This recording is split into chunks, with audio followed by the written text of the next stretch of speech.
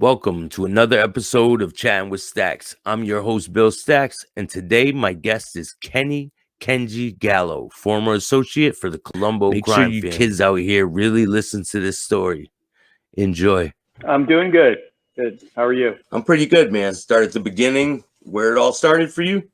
Yeah, everything started for me in the 1980s in Orange County, California, from Irvine, Newport Beach area, and I got a job at a restaurant, and the restaurant was like where all the Medellin cartel and all the cocaine dealers came from Miami there. So I got to know everybody. I got to work with them. I met the lady who was known as the Black Widow, Griselda Trujillo Blanco. Know her sons, knew her sons. They're and she's passed away now too. I know one of her sons is left, but I started selling cocaine, moving cocaine for older guys, and made money at it. I was mainly in the transportation business. I transported kilos and kilos for other people, and I just got paid a fee for it. Yeah. So that's mostly what I did. I did break up some, but not much. Mostly that. And from that, I started meeting guys in the local family, which was the LA family, the Milano family. And yeah. I got friendly with them because I started, was bringing in money. And one of the guys, I knew that the cocaine business wasn't a lasting business, that you couldn't do for a long time because there's not really any old drug dealers. It just doesn't work. So I wanted to get into gambling. And a guy taught me the bookmaking, and I used to run football cards for him and stuff like that. And then he taught me how to bookmake. And then I started shylocking my money out that I had from the cocaine. And then that led me into pornography. Then I was in the porno business. And then I became much closer with the LA guys. And then from those guys, I met guys from the Colombo family. And so I was hanging out with the LA family guys and the Colombo guys. And then I started going down to Florida, hanging out with Colombo guys more, sometimes in New York and Brooklyn. And I just... Are there people from different families? Like when you're hanging out with these guys, are there people from the Lucchese's and the the Genovese family, or is it all Colombo guys? Oh no, dude! I hung out with all the guys from Colombo, Lucchese family. Even when I was living in Brooklyn, I hung out with a Lucchese capo named John Bonanza, and he was friends with the Colombo guys. And yeah. I knew the Colombo guys really well, and I would hang out with them. And then I knew some Gambino guys, and then I used to go see some Lucchese and Genovese guys in the Bronx and hang out with them. Yeah, just like in the Pelham Bay, and just go eat with them and hang out. So they're all working together, basically. Yeah, a lot of them are related, So yeah, they're all working. There's not like any factions. I knew guys from the Bonanno family. I go down to their clubhouse, so. I knew everyone. You just get to know people around. Yeah. And I knew people from California. I knew people from Chicago. I knew people from Cleveland, Ohio. I knew people from Pittsburgh.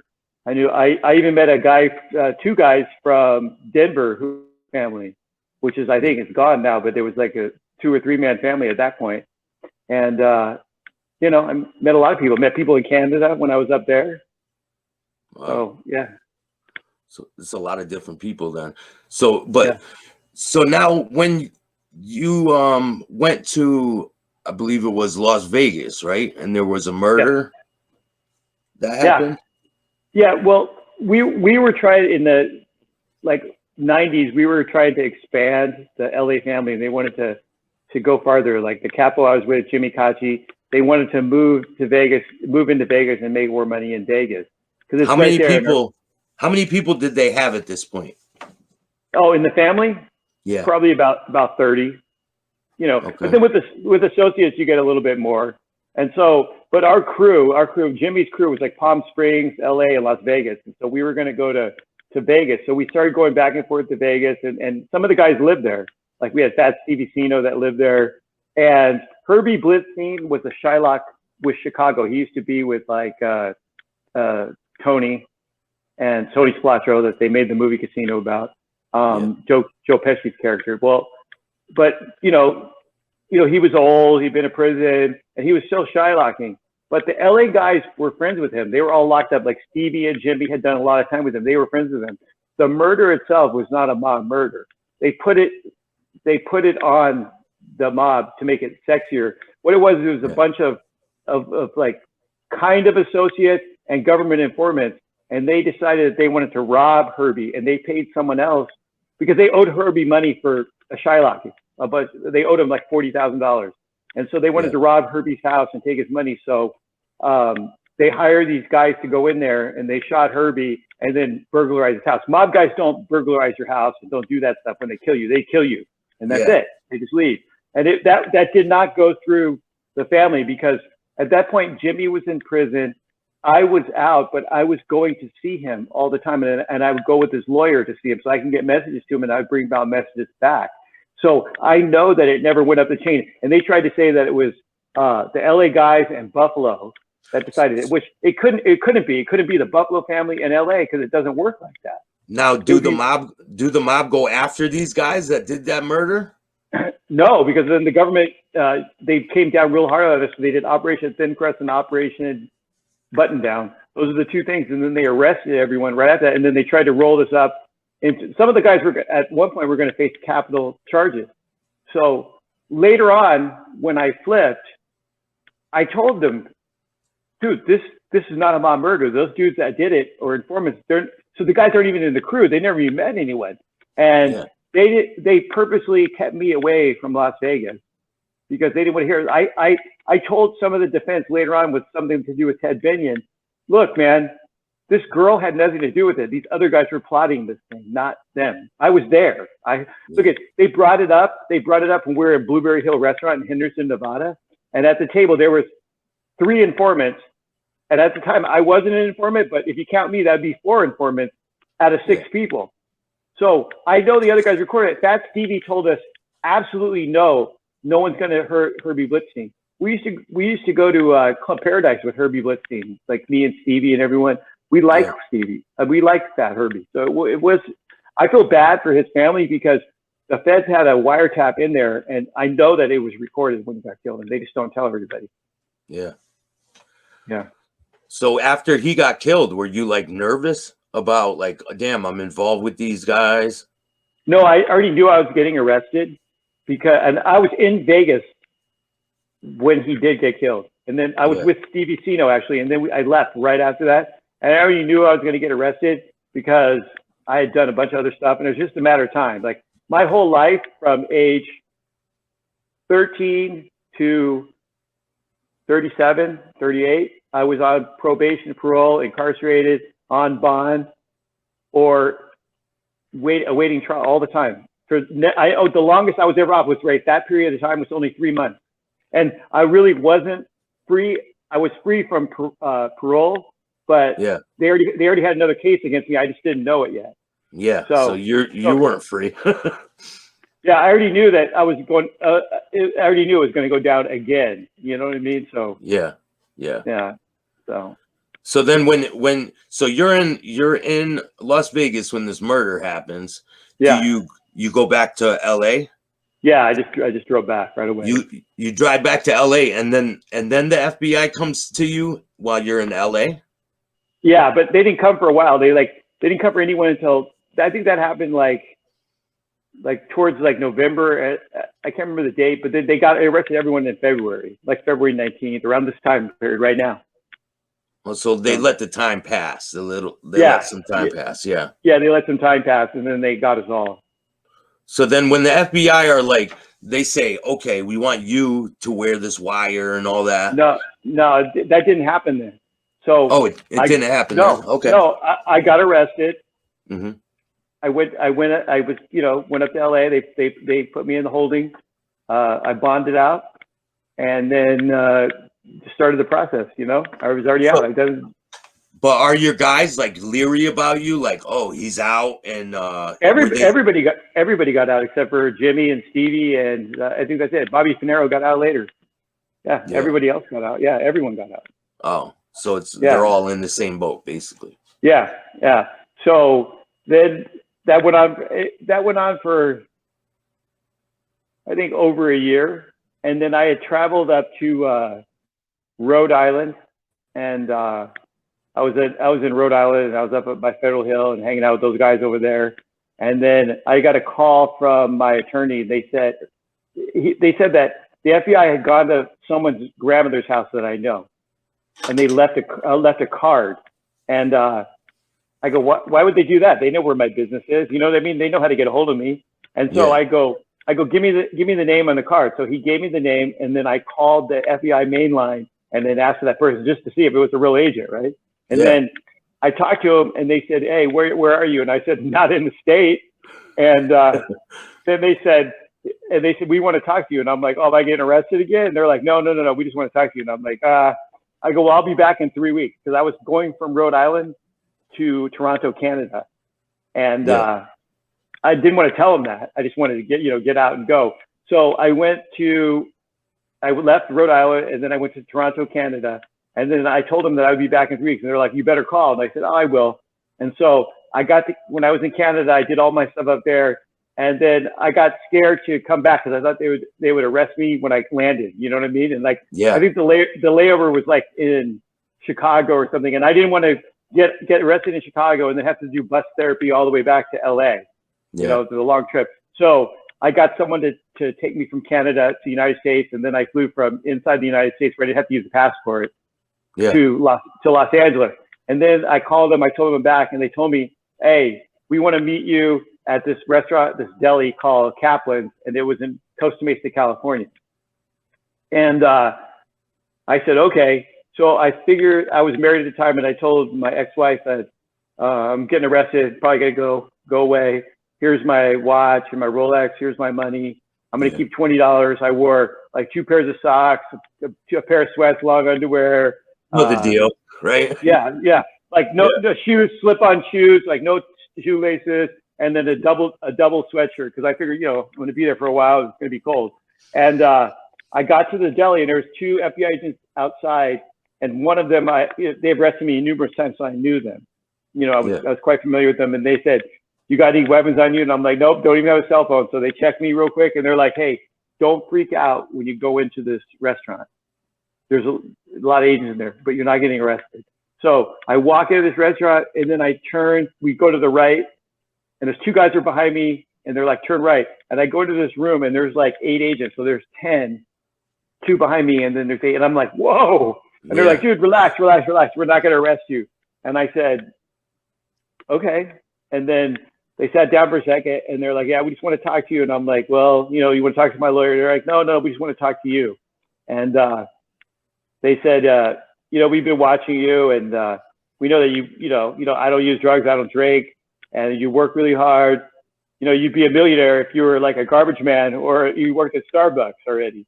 And I said, "Yeah, probably." And at that point in my life where I was burned out on the life, and I was tired of getting screwed, because there is no friend. Everyone screws everyone, and there's no loyalty. Everyone had informed on me my whole life. And so I was looking for a way out, but there really was no way out for me, because I didn't know anything else. All I know how to do is like lend out money, collect money. You know what I mean? Like the bookmaking and stuff like I did.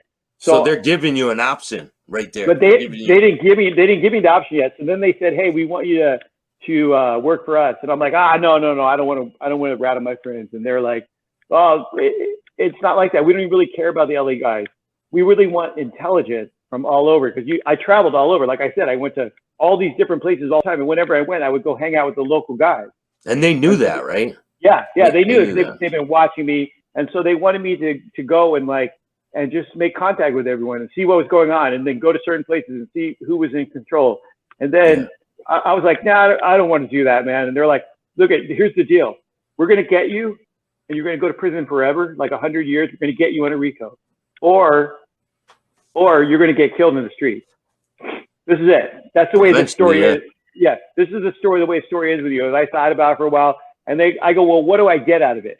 And they're like, "Dude, the only thing we could promise you is a fresh start from this point on, fresh." And that was what I needed to hear, because I didn't really want money or anything.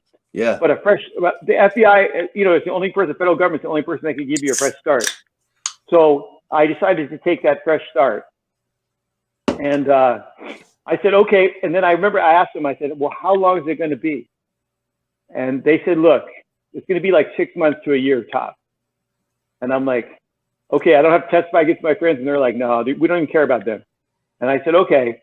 And that was the beginning of 8 years of doing that. That's a long time, man. Dude, forever, man. Even Donnie Brasco didn't go that long, man. No, it was a long like time. All of them put together didn't go that long. Yeah, it was a long time, dude, of doing that. So it's I mean, was it like a lot of times was it nerve-wracking when you're in a situation like that? I mean, did you have to make a decision right then? Yeah, I made the decision because I wanted to. They're like, you want to talk to anyone about it? I'm like, nope, I'm going to do it because they offered me the fresh start. I'll see a lot of people that don't know me think that I flipped because I got in trouble. Well, I took the fresh start. Okay, way over a year after I got in trouble, I was fighting that case, and in fact, before I even finished wearing the wire, I pled guilty to that case. Yeah, so it didn't matter. It did. In the end, I pled guilty. I pled guilty to the case before the end of my wire because I was burnt out. I was tired. I'm tired of going in there. I was tired of it all, and I was tired of the whole. Even at the end of this, my last 2 years, like in Brooklyn, I didn't even want to do it. I was burnt out. I didn't want to be around everyone anymore. I was sick of everyone. I was sick of hearing about their crap. I just didn't want to be around those people anymore. I didn't know what I was going to do with my life, but anything was better than that. Yeah. So where did it go from there? Like, so you say yes, and then so what happens then? And then I just started carrying on my normal life, and then wherever I go, then they would ask me, give us the intel, and then they would call me with questions from local guys, and I would give them the intel of it, and then then I was going back and forth to New York all the time, and I was hanging out with a bunch of the Columbos. And one of the Columbos asked me to come, why don't I just move there to Brooklyn? And so I told the FBI, like, yeah, I might move to Brooklyn. They're like, go ahead, do it. And so I'm like, yeah, I think I will. Because like this, I've been with the LA guys, which is like, it's like the Angels in baseball. And then I got to go to the Yankees with New York in Brooklyn, like the big league. Yeah. And so I was like, yeah, I'll just do it. And when I got there, I was just hanging around with people again. And I give the intel to them. Like, I wasn't wearing a wire or anything. I just started giving the intel. And then they got real interested in the people that I was around. And they said, okay, we want you to start wearing a wire. So they wired me. They wired up my car. They took my watch. They made a duplicate of it. They put a MP3 player inside it. They gave me a belt buckle, 2 belt buckles that are exactly the same with an MP3 player in it. My house was wired up, and I started recording everyone. Wow. Yeah. So you don't have like a big box with a wire taped to your chest. It's just your watch, right? Yeah. And so I just like hold my hand up on the table, keep it on the table, and I could just pick up everything. If we're out, and then right then New York changed where you had to smoke outside. So we go outside away from all the noise, and the guys would just be out there talking. My hand would be down by my side, and you could just hear it, or my belt buckle. Yeah. And that's it. Yeah, there's zero chance that anyone would ever find it. None. Yeah. Zero. Same like when I recorded phone calls. I just use my regular cell phone, and I have a special number that I dial in, and it records both sides. Oh wow. So, but have you ever been around when people got accused of being a rat? Oh yeah. Yeah. And can you tell me any stories about when that took place? Like what? No, I mean, I've been there. Like I was at the tow yard one time when Eddie and Teddy had a truck yard, and Eddie was hitting someone and punching someone because he said that they had a big mouth and they were a rat. And I just stood there when I was wearing a wire. Yeah. I mean, yeah, this is like but I've seen it. I've been in there many times when they're accusing other people, or they told me this guy's a rat or that guy's a rat. Stay away from him. And inside, I'm thinking. You don't even know. You have no clue. Yeah. I mean, one time Eddie Garofalo was in my house in Brooklyn, and I was recording him, and he had a piece of paper, and he pulls out this piece of paper, and he starts reading off all of these names. He's like, "This is the names that the Feds gave to people, so that they can't do not associate with." Yeah, for parole. And he's like listing everyone. I'm on that list, right? I'm on the list. And then they're naming other people. They're like, dude, that guy is dead. Oh, that guy's dead. Then he goes, dude, how do they know about this guy and this guy? No one knows. Clearly it came from me. You know, I know it did. But I didn't say anything. I just looked right at him when he was saying that. Yeah, and that's the only way it could be known is from you, right? Well, I mean, there was probably other people, but I just know particularly those two names that I actually gave to somebody. Wow, man. So do you have any other like stories from when you were associated with these guys?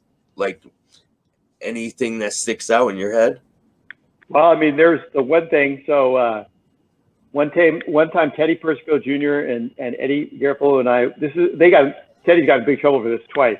So we were in a restaurant called 101 in Brooklyn, and we were eating, and I remember Teddy's eating pork chops, and we're just talking. We just finished eating, and I'm like, oh, I gotta go get a ride home. I'm gonna call someone, have them drive me home because I had been dropped off there. And Teddy's like, no, we'll take you home. We'll take you home. And I go, okay, you sure? And he goes, yeah. So Eddie was driving. Teddy was in the passenger seat in his big truck, and I'm in the back. It's a crew cab, and so I'm in the back, and I'm sitting there. And then I get out to go to my house. I start walking to the front of the place where I was living. And right when I get to the door, my hand touches the door, and Teddy says, "Hey, Kenji, get back here." And I go, "What?" He goes, "Hop in the back. We're gonna go take care of this problem." And I'm like, heart drops, right? Yeah. I'm like, "What problem?" But I got the wire on. So we get in, and he's like, "Yeah, this guy, fucking Craig Marino and fucking Georgie, we're gonna deal with them." And then he starts telling me, he goes, "You know, they're on the other side during the war, right? You know that, right?" And I'm like, yeah. And then he goes, we're gonna go to my mother's house. And so he calls up his brother. He's like, bring my gear, meet me at Mom's house. And he calls his other brother. He goes, you know where Craig and Georgie are? And the other brother goes, I'll find out. So we're driving, and Teddy's like, you know, you don't got a problem with this, right? I'm like, nah, no problem. And then we get to Teddy's mom's house, and we go inside, and Teddy's mom is there. And she like wants to make us food. She's like an older lady, right? Yeah, it's like that Goodfellas scene. Like she wants to make us food, and then he's like, "Mom, he doesn't want anything.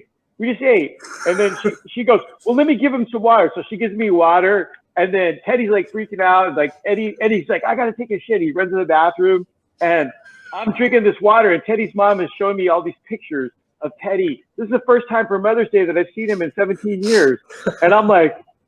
And then Teddy's like, "Ma, he's got to go." And so we went outside, and his brothers came there, and they got this box, and it has guns in it. And they're like, dude, just terrible, like rusty, just crap. Really? I mean, like dude, little 25s and. Well, they're like a 38. There's like a Walther PPK, which Teddy took. There's like a couple other guns. But I mean, it's pathetic, dude. I came from LA, you know, drug guys where we had real guns, real good guns. Yeah. And these are pathetic. So I'm looking at him, and so Teddy takes the Walther, and then his brother's like, "Oh, the bullets they're dirty. Like, you know, I don't have any gloves." And Teddy goes, "Dude, take off your socks." And then the other guy, Walter, "Take off your socks, start cleaning. You drive, he cleans." And then Teddy's like, "I know, I'll clean this one." And then he looks at me, he goes, "Take a gun." And there's only this 38 left, and there is no bullets that fit it. There's like 357 bullets in there. He's like, "Can't you make them fit?" I'm like, "No, I can't make them fit." And he's like, "Well, do you want to carry it?" I'm like, "No, what the fuck do I want an empty gun for?" And he goes, "You got a knife on you?" And I go, "Yeah." And he goes, "Okay, that's what you're going to use." And I'm like, "Fuck, okay." So we call him, and they tell the guy, they wanted Craig Marino and them to come by his mom's house. But those guys were smart. They know better. They know what happens. They kill people before that neighborhood. So they said, No. I just valley parked my car. We're at 101. Make sure you stick around for part 2 of Kenji's story.